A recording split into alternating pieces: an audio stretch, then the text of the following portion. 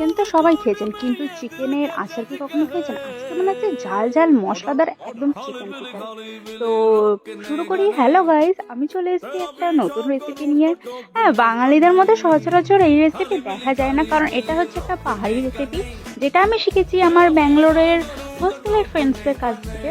তো আমি যেহেতু আবার হোস্টেলে চলে যাবো, তাই আমি বাড়ি থেকে এটা বানিয়ে নিয়ে চলে যাচ্ছিলাম। এখানে পেঁয়াজ আর রসুন কেটে রেখেছি, আর মাংসটা ভালো করে ধুয়ে সিদ্ধ করতে দিয়ে দিয়েছি। 80% মাংসটা সিদ্ধ হয়ে গেলে তারপরে মাংসটা এরকম ছোট্ট ছোট্ট পিসে ছাড়িয়ে নেব। আর ততক্ষণ আমরা পেঁয়াজ আর রসুনটা ভালো করে ভেজে নেব। লাল লাল করে ভেজে নেওয়ার পরে ওতে মাংস দিয়ে আমরা গরম মশলা, জিরে, ধনে দিলে দিতে পারেন, নাহলে আপনাদের চয়েস। যা যা মশলা হয়, নুন, হলুদ, লঙ্কার গুঁড়ো মাখিয়ে ভালো করে ভাজতে হবে। তবে হ্যাঁ, শুকনো শুকনো মশলাই মাখাবেন, ভেজা মশলা কিন্তু মাখাতে যাবেন না, তাহলে এটা ধোয়া ধরে নষ্ট হয়ে যাবে। ভালো করে কড়া করে ভেজে নেওয়ার পরে ভিনিগার দিয়ে একটু মাখিয়ে নিতে হবে। আর আমাদের তৈরি চিকেনের পিকল।